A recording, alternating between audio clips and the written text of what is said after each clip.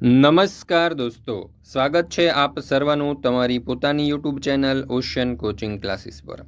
મિત્રો, આજે તમારું હિન્દી વિષયનું જે પ્રશ્નપત્ર છે પ્રથમ સત્રાંત પરીક્ષા 2025નું એટલે કે ધોરણ 5 હિન્દી વિષય પરીક્ષા સોલ્યુશન પરીક્ષાનું પેપર જે છે તેનું સોલ્યુશન આપણે જોવાના છીએ। તારીખ 9/10/2025ને ગુરુવારના રોજનું 40 ગુણનું પ્રશ્નપત્ર છે અને સમય છે 11 થી 1નો। તો પરીક્ષા આપવા જાઓ એના પહેલાં જરૂરથી આ પ્રશ્નપત્ર જે છે તેનું સોલ્યુશન એક વખત અવશ્ય જોઈ લેજો, તમારી પરીક્ષાની તૈયારી માટે તમને ખૂબ જ ઉપયોગી થશે। ચાલો દોસ્તો, તો શરૂ કરીએ ધોરણ 5 વિષય હિન્દી। प्रश्न नंबर 1, एक वाक्य में उत्तर लिखिए जेना कुल 5 मार्क्स है। पहलो सवाल, एक दिन अचानक चरवाहे को क्या सूझा? तो जवाब, एक दिन अचानक चरवाहे को मजाक करने की सूझी। बीजो सवाल, नन्हा राही दुनिया में क्या गिरने नहीं देगा? तो जवाब आवश्य नन्हा राही दुनिया में बम गिरने नहीं देगा। तीजो सवाल, बंदर को लोग क्या खिला रहे थे? तो उत्तर, बंदर को लोग मूंगफली और केले खिला रहे थे। चौथो सवाल, बेटे ने गधे को क्यों नहीं निकाला? बेटे ने गधे को नहीं निकाला क्योंकि माँ ने उसे गाय को निकालने के लिए कहा था। राम ने भारत को क्या दिया? तो राम ने भारत को अपने खड़ाऊ दिए। ત્યાર પછી છે પ્રશ્ન નંબર 2, અંકો કો શબ્દ में लिखिए। એમાં પહેલું છે 5, બીજું છે 24, ત્યાર પછી 32, ત્યાર પછી 31 અને 41 અને ત્યાર પછી છે 49। ત્યાર પછી છે પ્રશ્ન નંબર 3, ઉચિત વાક્ય ચुनकर वाक्य पूर्ण करके लिखिए જેના કુલ 5 માર્ક્સ છે। એમાં છે 11મો સવાલ, નન્હે મુન્હે રાહી का नारा है जय हिंद। 12મો સવાલ, नन्हा मुन्हा राही देश का सिपाही है। 13મો સવાल, नन्हा मुन्हा राही दुनिया में, तो जवाब आवश्य कहीं बम नहीं गिरने देगा। 14મો સવાલ, चरवाहा खाली जगह, तो जवाब आवश्य विकल्प ड, भेड़ बकरियां चरा रहा है।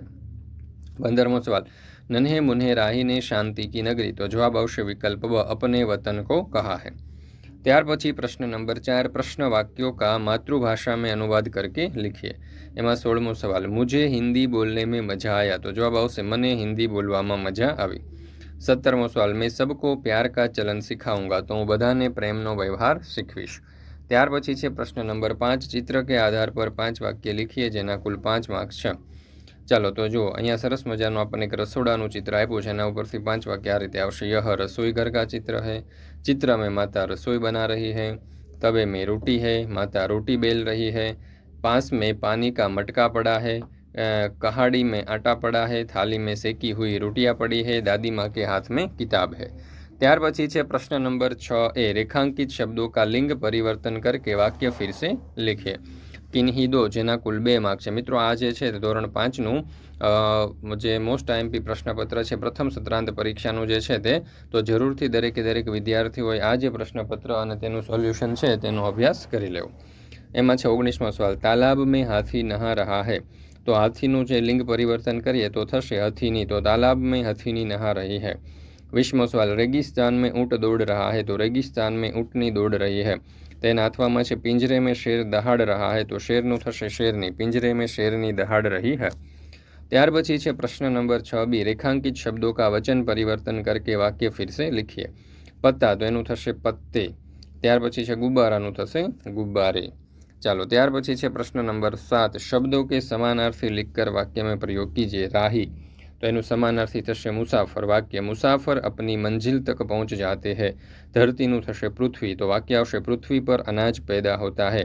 મંજિલનું થશે લક્ષ્ય, हमें अपना लक्ष्य ऊंचा रखना चाहिए। ત્યાર પછી છે પ્રશ્ન નંબર 8, शब्दों के विरुद्धार्थी शब्द लिखकर वाक्य में प्रयोग करके लिखिए।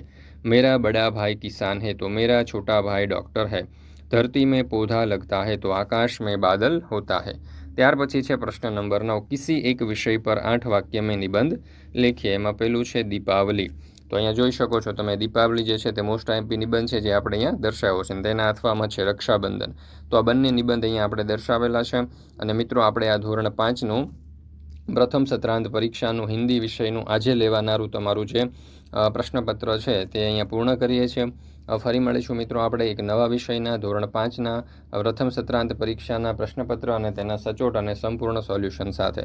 તો દરેકે દરેક વિદ્યાર્થીઓએ અવશ્ય આ પ્રશ્નપત્ર અને તેના સોલ્યુશનનો અભ્યાસ કરી લેવો, તમારી પરીક્ષા માટે અને તેની તૈયારી માટે તમને ખૂબ એટલે ખૂબ જ ઉપયોગી થશે।